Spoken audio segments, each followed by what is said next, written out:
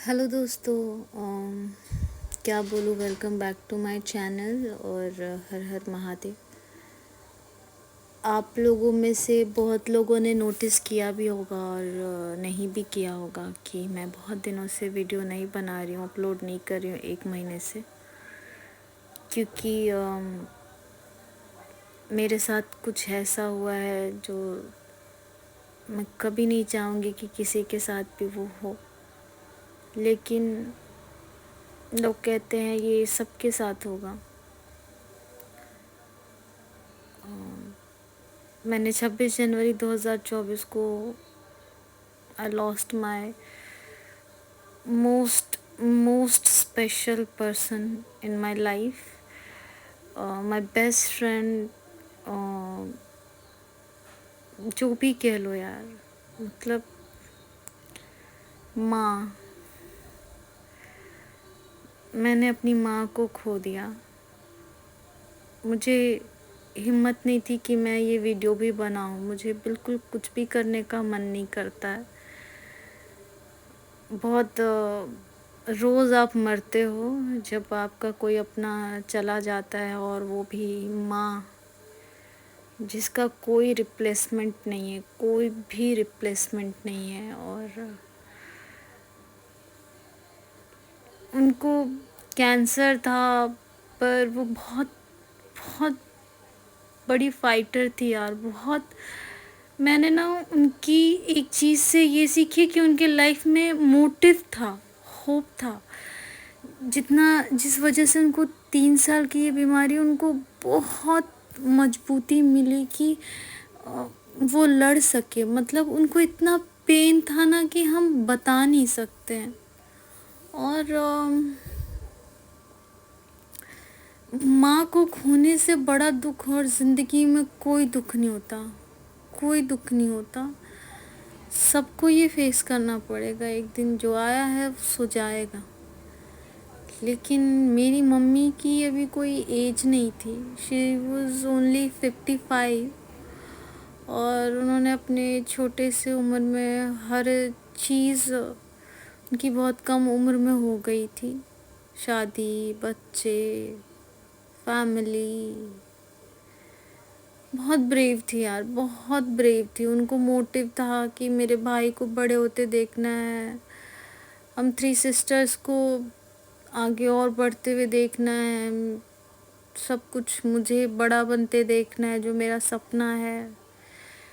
तो उनकी लाइफ में ये गोल था हमेशा से। तो ये चीज़ उनको बहुत ज़िंदा रखने पे बहुत हेल्प करती थी। उनको इतना पेन था, उन उस पेन का बता नहीं सकती। जिसके भी आप लोगों में वैसे भी अगर किसी के फैमिली में या जानने वालों को कैंसर रहा हो, बहुत बहुत पेन होता है यार। और ये बहुत हिम्मत करके मैंने खाना पीना सब सब छोड़ दिया, मुझे सोने का। और मुझे पता है ये मुझे पूरी ज़िंदगी रहेगा, पर नॉर्मल होने में भी मुझे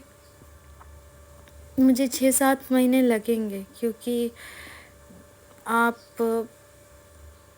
माँ का कोई रिप्लेसमेंट नहीं यार। और इससे बड़ा दुख मैंने अपनी जीवन में ये दूसरी बार देखा है। एक बार जब मेरे भैया का रोड एक्सीडेंट में डेथ हुआ था, और दूसरी मेरी माँ।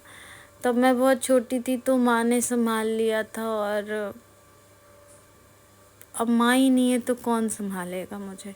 मैं मुंबई में अकेले, जब मुझे बहुत कुछ स्ट्रेस होता था तो मैं माँ को फ़ोन कर देती थी कि माँ, और माँ कहती थी सब ठीक हो जाएगा। और सब लोग कह रहे हिम्मत रखो, पर मैं कैसे बताऊँ, जो जो मेरा हिम्मत बढ़ाती थी, जिसकी वजह से मुझे हिम्मत थी, आज उसी की वजह से बहुत कुछ हुआ इस 1 महीने में। मैं आप लोगों को बता नहीं सकती कि मैं किस किस ट्रॉमा से मैं और मेरी फैमिली गुजरे हैं, और क्या हमने खोया है। हमने सबसे कीमती चीज़ खो दिया है, सबसे कीमती चीज़। मेरा भाई का ही ज़िद था कि मैं वीडियो बनाऊँ। मुझे अभी आपने देखा होगा, प्लेट में मैं उपमा लेके आई हूँ, वो आंटी ने दिया। और उन्होंने बहुत, सबने, मेरी पड़ोसियों ने ज़िद किया कि तुम खाओ पियो, तुम बहुत हो गया तुम्हारा। मैं दिन भर यूं ही पड़ी रहती हूँ, यूं ही सोई रहती हूँ। दिन भर सोते रहती हूँ स्ट्रेस में और रात भर नींद नहीं आती, बेचैनी होती है, पूरी स्ट्रेस होती है। और मैं बताऊँ, पहली बार लाइफ में ऐसा लगा कि मैं सुसाइड करूँ, मतलब मुझे जीने की इच्छा नहीं नज़र आ रही मेरे लाइफ में। मोटिव, मैं उस औरत की बेटी हूँ जिसके लाइफ में मोटिव था, जिसने इतना सब कुछ दुख झेला, और मैं कमज़ोर पड़ रही हूँ जस्ट बिकॉज मैंने उनको खो दिया है। फिज़िकल प्रेजेंस बहुत मैटर करता है। आई नो कि वो मेरे अंदर है, मेरे आसपास है, पता नहीं वो है भी या नहीं, मुझे देख भी रही नहीं। लोग कहते हैं वो तुम्हें देख रही होगी, तुम्हें दुखी देख के उसको दुख लगता होगा। तो मुझे लगता है अच्छा, उन्हें दुखी लग के दुख लगता है, फिर मैं खुश रहूँगी, मैं कोशिश करूँगी। पर फिर मैं जब खुश रहने की कोशिश करती हूँ तो मुझे लगता है मैं खुश कैसे हो सकती हूँ। मेरी माँ चली गई है, मैं खाना कैसे खा सकती हूँ। मैं मतलब आपके अंतर्द्वंद में ही लड़ाई चल रही होती है, आपको अटैक्स आते हैं, मुझे मिडनाइट अटैक्स आते हैं। और जिस चीज़ से मैं बहुत डरती थी कि ये न्यूज़ मुझे कभी कभी ना मिले कि माँ तुम्हारी नहीं रही, और 25 की रात 1:30 बजे 2 बजे 26 जनवरी को मेरी मम्मी पापा का मैरिज एनिवर्सरी होता है। और दिन भी क्या खूबसूरत, उन्होंने पापा से बिछड़ने का चुना कि वो अपने मैरिज डे पे ही पापा से अलग हुई। वो ये जो दर्द है ना, ये दर्द मैं एक्सप्रेस नहीं कर पा रही हूँ मेरे पेन को, कि मैं बिल्कुल वीडियो बनाने के मूड में नहीं थी कि मैं वीडियो बनाऊं। बट मेरे भाई ने मुझे फोर्स किया। ही सच एन एंजल यार, वो बहुत 11 साल का है, पर उसकी जो मैं बताती हूँ ना मैच्योरिटी, और वो मेरे पे बहुत ट्रस्ट करता है। मैं भी अपने लाइफ में बस नॉर्मल होने की कोशिश कर रही हूँ।